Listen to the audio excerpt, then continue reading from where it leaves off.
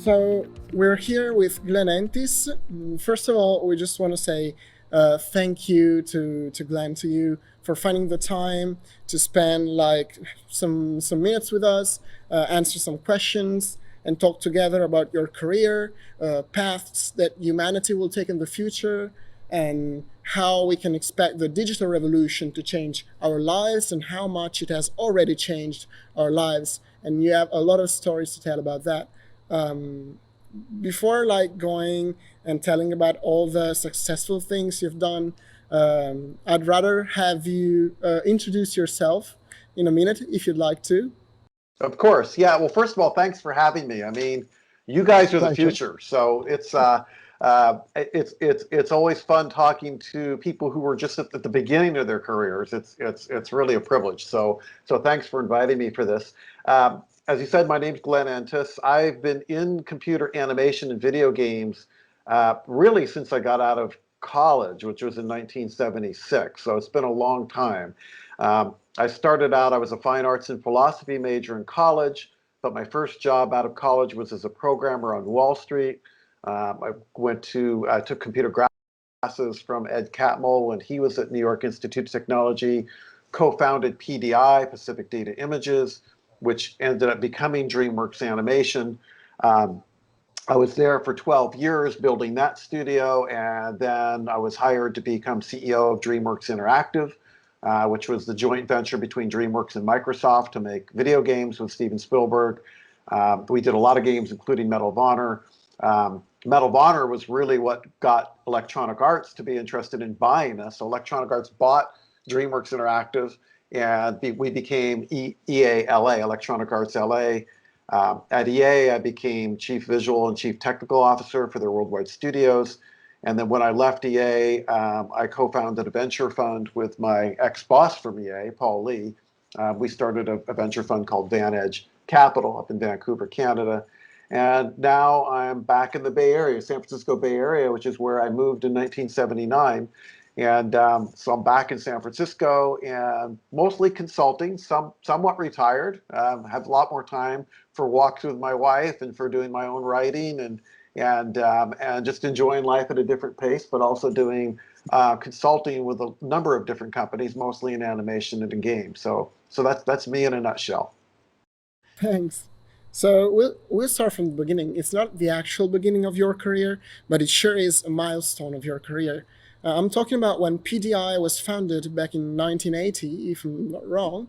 At the time, the very core of your passion was computer animation, a field that was a bit like an uncharted continent at the time. In an interview, you once said that a great way to find a job in the field that you want is to put yourself out there and start your own thing.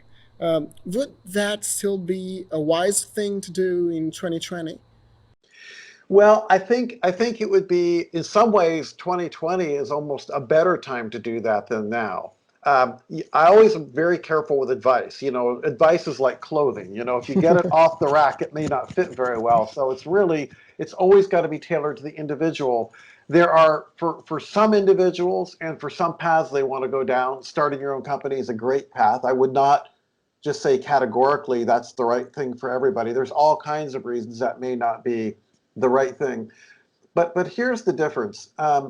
Back in 1980, and it was Carl who started PDI in 1980, and he was doing business graphics, and then Richard Chung and I joined him in '82, which is when we became partners in the company, and that's when we started in animation. Back then, it was very expensive to start a computer animation studio. The computers weren't very powerful, but they were expensive. Frame buffers were expensive. Memory was expensive. Uh, so it was a big commitment and it was a big risk to start a company. So several things have changed. Number one, the cost of starting a company is just so much less now. People can get computing resources and memory on the cloud. They can work out of a coffee shop, or they can go to a place where they can just rent a desk, you know, on an hourly basis. So much of the software that people are using is available and in the cloud. So rather than do what we did, which was having to buy our own computers and our own memory and writing all of our own software to do graphics, which we had to write the entire animation system from the ground up, build a computer room with a raised floor and air conditioning, rather than having to do all of that, you can start a company now for so much less. That's one change. A second change is that the speed at which business moves and the speed at which things can go to market, the speed at which companies can grow and gain value is so much faster now that rather than having to commit 5 or 10 years of your life to a new venture, a lot of people are doing companies and finding success quite quickly in the first couple of years. That's obviously not the norm, but it happens a lot more regularly now. The speed of business means you can fail faster too, but failing fast isn't a bad thing. I would rather fail fast than fail slow. If I was starting a company, I'd rather fail the first year than drag it on for 10 miserable, awful years and then finally throw in the towel because I'm exhausted at the end of that. So, and then the third issue, it's related to the second one, is because things are moving so fast, there's way more opportunities for disruption. What people are buying, how they're buying them, how people are interacting, communicating, entertaining themselves, that is changing so fast from year to year to year that it creates a lot more opportunities for newcomers. It's a lot harder to break into a market where there is really well entrenched competition, people with good defensive moats built around their companies. When things are changing quickly, actually the old companies sometimes have a disadvantage because they're too busy doing the old thing, and it takes the newcomers to come in and say, we are just doing this one thing, this new thing. So I think that advice for us back in the 80s is way more appropriate now, 40 years later. That's great. Still, it takes guts to put yourself out there in that way. It takes commitment. Talking about this, 1995 was, I guess, one of the scariest steps of your career, right? You left PDI and accepted the place of CEO at DreamWorks. How important is it in one's career to make these tough decisions and take at some point the hardest path? It's so important. That was one of the hardest and most important decisions that I made. And looking back, I've never regretted it. And I will add something to that decision, which is not in my resume, because it just gets confusing for people. But it'll make appreciate how difficult that decision was.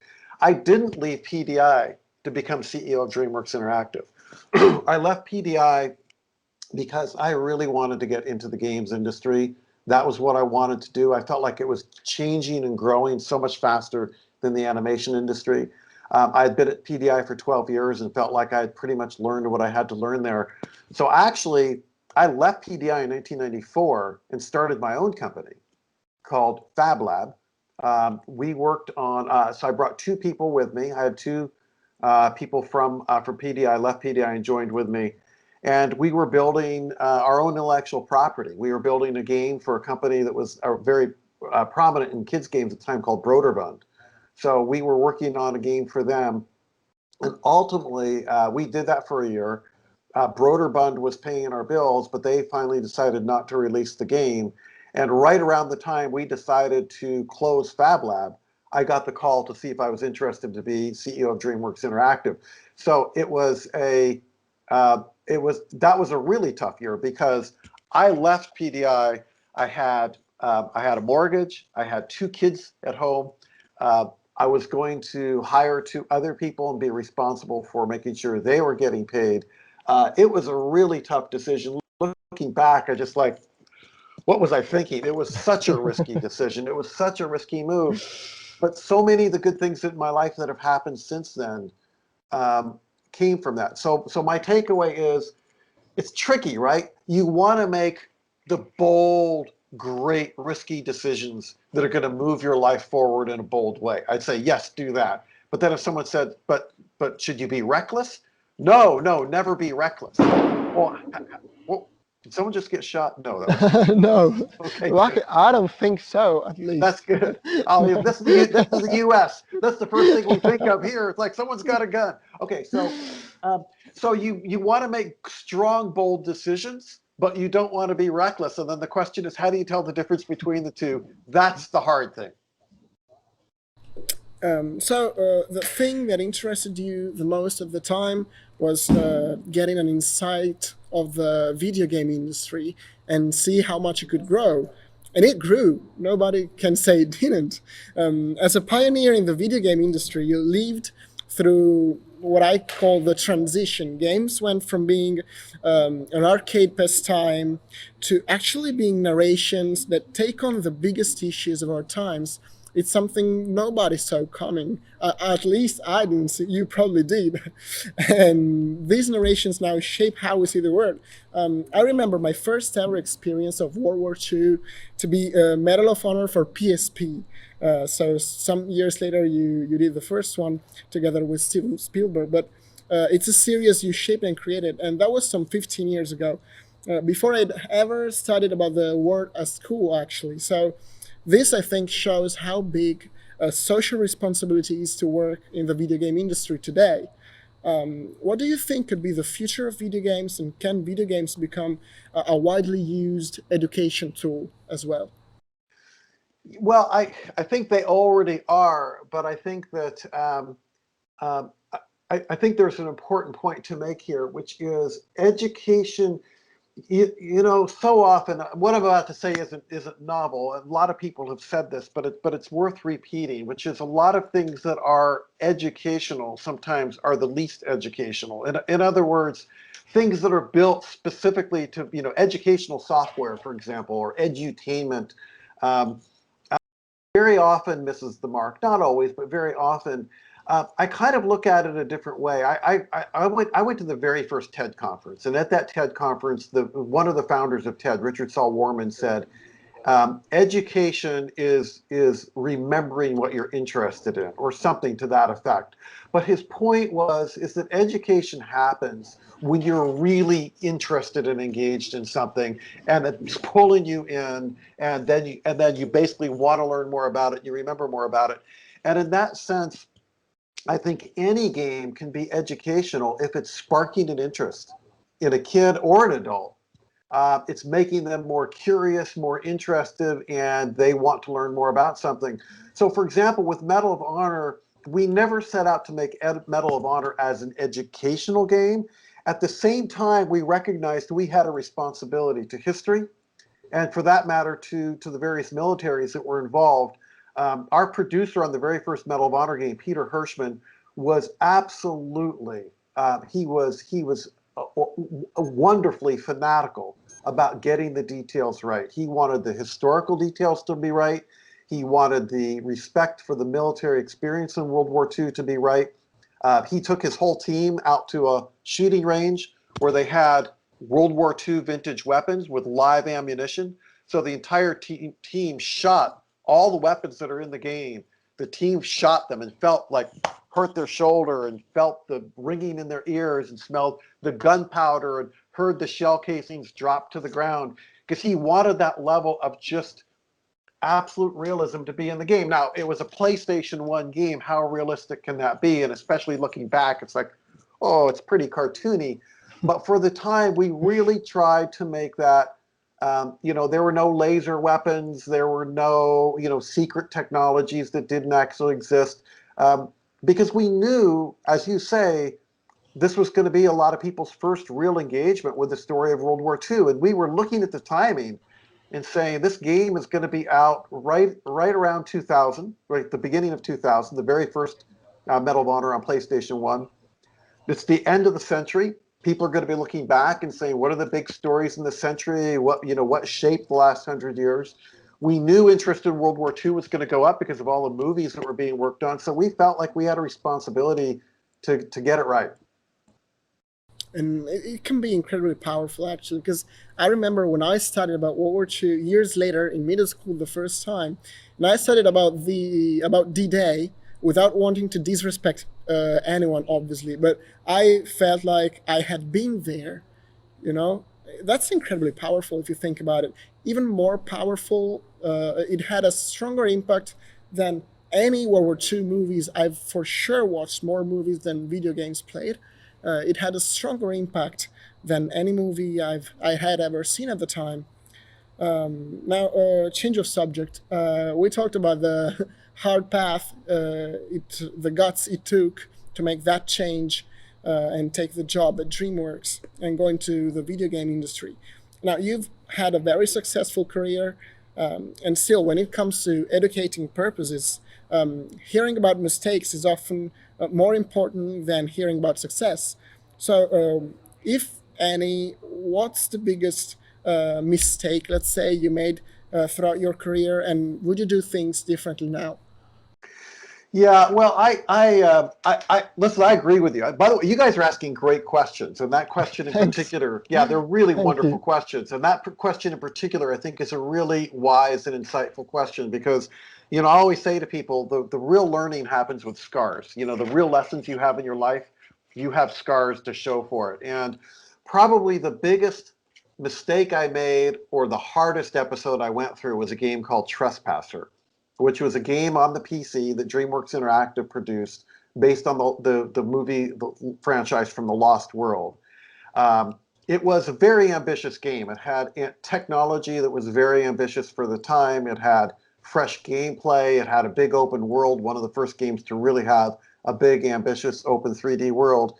But it was an awful game to play. Partly the gameplay itself wasn't refined. Partly the technology was so ambitious that it just created all kinds of obstacles in the gameplay.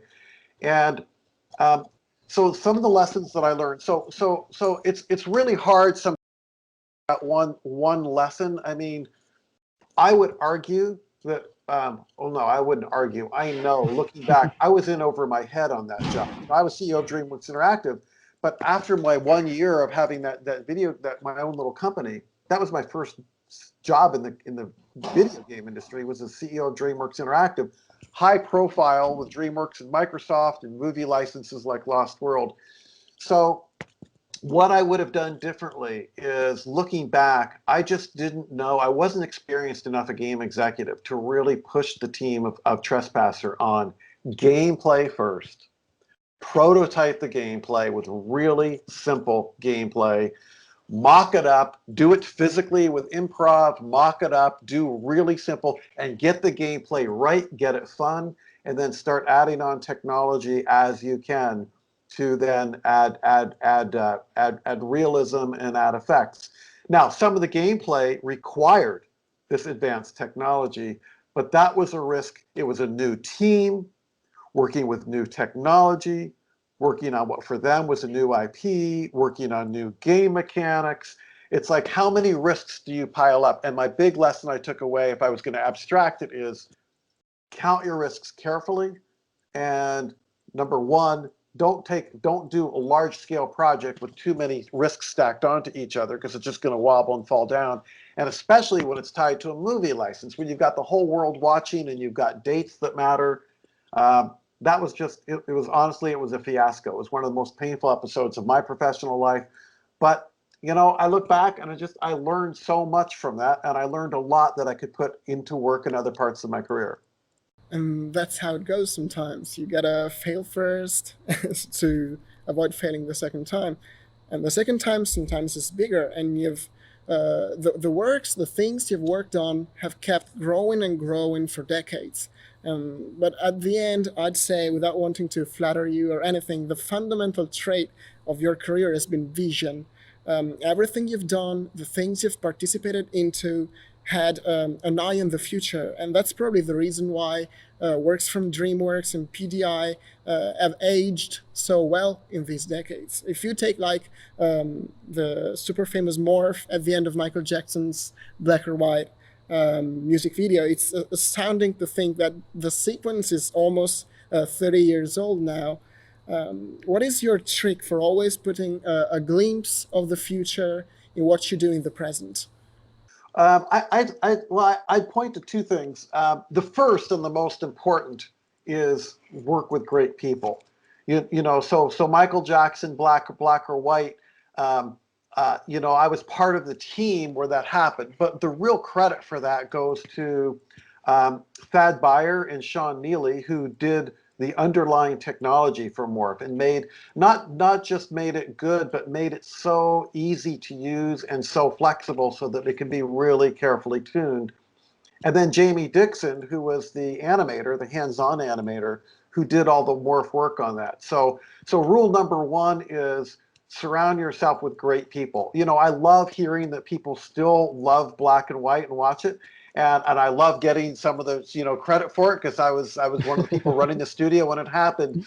But the key is, without Thad and Sean on the tech side, without Jamie on the production side, there would be no black or white. So that's rule number one. Work with amazing, amazing people. Treat them well.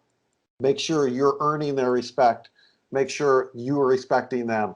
Uh, and then rule number two, you know, I think about the future, you know, we all do. I mean, the human brain's a predictive machine. It's designed to think about the future. That's without that, we wouldn't survive. But when I listen to real futurists, you know, who go about a process for building scenarios in a methodical way, I'm too undisciplined, or maybe just too unschooled in futurism to do that. So what I do is a lot simpler. Is I just follow like what I get. Like if I get super interested in something, if something blows me away, it's more like that selfish, like it's like candy. It's like, I want to do that. And I remember the first time I saw Morph was at a SIGGRAPH conference. Morph was not invented at PDI. It was invented by Tom Brigham at New York Institute of Technology. And I saw a piece of a Morph piece. The first time I saw Morph, maybe the first time anybody outside of NYIT saw Morph, at SIGGRAPH. And my jaw dropped. I just could not believe what I was seeing on the screen. It was amazing. It's just like, we have got to do that. That's like the most incredible transformation of an image I ever saw. So I came back from SIGGRAPH all excited and talked to Thad, and we got the paper, and Thad started to work out. Basically, okay, they have got a paper on it. We're going to do it. You know, it turned out to stand the test of time and hold up. But the initial impulse was simply, oh my, I've got to have that. So we are approaching the last questions. Before going, as you say, semi-retired, you've been an animator, a programmer, a producer, a CEO, a teacher, a creative consultant, and a venture capitalist. Many of these at the same time, actually. What's the key to manage your schedule and keep yourself productive? And how do you make time for your loved ones among all of that? It's a great question. I mean, it's really about, you know, I think the best advice I can give is, especially in retirement now, I can do this, is it's easier to make time for things when you are doing the things that you love, and then not bothering with the things that you're not good at or you don't love. So for example, as a consultant, you know, as I say, I work with a lot of different companies, but what I tell them is, well, actually, what I tell them is, I'm not going to do real work. You know, I will give advice. I will be a sounding board. I will offer opinions. You know, I will give guidance. But I'm not going to take on any more the burden of a project deadline where I've got a deliverable. And that really frees up a lot of time. You know, if I was as a consultant, if I was out there taking on big projects, and I'm very open about that up front, that's not what I do, I would be burned down. Making times for the one you love was harder when I was working full time. It's obviously a lot easier now. One thing that makes it easy for me right now is time is the most important thing for my wife to get from me. We've figured that out. Of all the things I could do for her, getting my time is the most important. So she knows she's number one on my calendar, and she knows that I do other things, but that she can veto if she thinks I'm taking on too much work. She can say no. And she also knows that if you look at any week or month or year, she's going to have far more time than anybody else, and then my kids, you know, and then projects come after that. So it's partly just being clear about priorities. Easier to do when you're retired. For me, being retired means I'm still working and doing things, but I don't have to work. I'm financially secure enough that if I don't work at all, then it's okay. So it allows me to be a little bit more flexible and easygoing about the projects that I take on. A book, a movie, and a video game that you think every high school student should read, watch, and play? You know, I thought a lot about that question. You guys gave me that question in advance, and I don't have an answer for that, because the problem with that is I could tell you books that I like, movies I like, games I like. That will Every do. everybody's so different. So there's one book I've only read this in the last year, but I think this is a book that's really worth reading. It's called The School of Life, and it's by a British author, Alain de Botton, and he has a school of life. So this is kind of the summary book, and then he's got individual books about work, love, play, things like that. But I was a philosophy major in college. This is not a typical philosophy book, but it is a sort of a philosophy book. It's a great book. It's like a manual for life.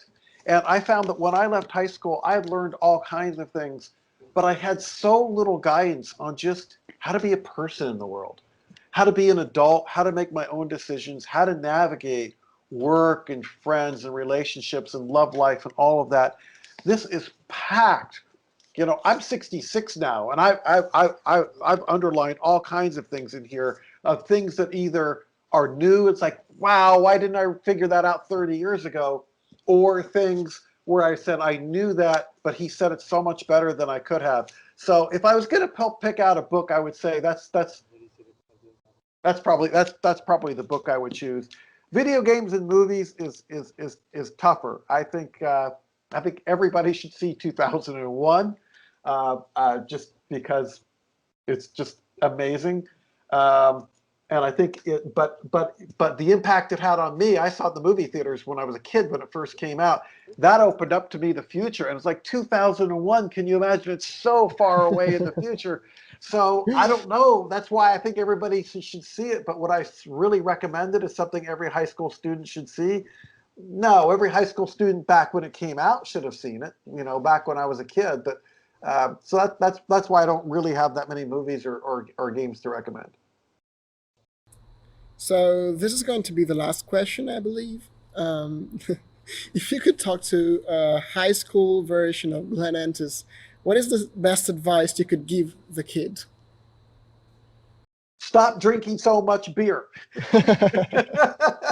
but if I was going to give advice beyond that, I think the advice I would love to give to the high school version of myself is really, it's two pieces of the same piece of advice, because I think a very common answer to that is believe in yourself. And I think that is true. I think that anybody who has followed their passions and achieved some of their dreams, which I feel very lucky, like the things I really dreamed and hoped I could do when I was that age, I've been able to do, and probably more than I ever really expected. So I feel very lucky that way. So it's easy to look back and say, believe in your dreams. But a big part of believing in your dreams is basically know that you're going to screw up. Know that you are going to fall flat on your face over and over and over again. And even when you're 66, it's not going to end. You're always going to make mistakes. You're always going to think wrong things. And the reason that's important, that those two go together, is because if you believe in yourself, that's great. But if you believe in yourself to the point where you cannot be open to your own fallibility and you're not seeing your own mistakes, you're going to do more than believe in yourself. You're going to end up being arrogant. You're going to end up being closed-minded. You're going to end up disrespecting other people. So you have to believe in yourself. You also have to recognize that with that comes all the mistakes and errors that you're going to make throughout your life, and realize it never ends. And be honest with yourself about you believing in your integrity and the direction you want to go, but not believing that the things you're doing or the things you believe are right. They have to go together. Without it, it's like trying to run a car with only one side. And by the way, if you believe in yourself and you don't have a healthy respect for the mistakes you're going to make, you're going to find it hard to believe in other people. And one of the corollaries to believing in yourself is, I think you'll have the best career is if you believe in other people as well. You've got to respect other people. You've got to believe in them. You've got to care about them, and you've got to invest yourself in their success. It's the most satisfying thing you can do as a human on this planet, is to be a part of other people's happiness and success. But it always has a way of coming back to you as well. Yeah, and that was it. I wish I had written more questions, so this could have gone on for another half an hour, but that's it. I just want to say thank you very much. It's been great. It's been a beautiful opportunity. It's been a nice talk. It's been full of nice advice. And I just want to say thank you. I just want to thank you, Maria Elena Gutierrez, as well, that made this interview possible, and Officine Grandi Riparazioni, OGR, that is hosting us right now.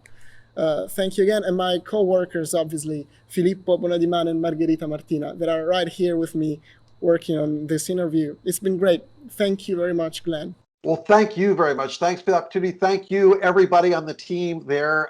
Thank you. And also, I also want to agree, thank you so much to Maria Elena and the VIEW conference, because it made this possible. And if I could say one last thing, I would encourage anybody watching this, pay attention to the VIEW conference. So much of the VIEW conference is going online now, but the VIEW conference is happening again next October. I think we will be out of the COVID woods by then, so it should happen in person. But it is a great, great conference, and especially for a younger audience, what a great opportunity to be exposed to people and ideas, you know, wonderful things. So that would be my other piece of advice, is go to the VIEW conference.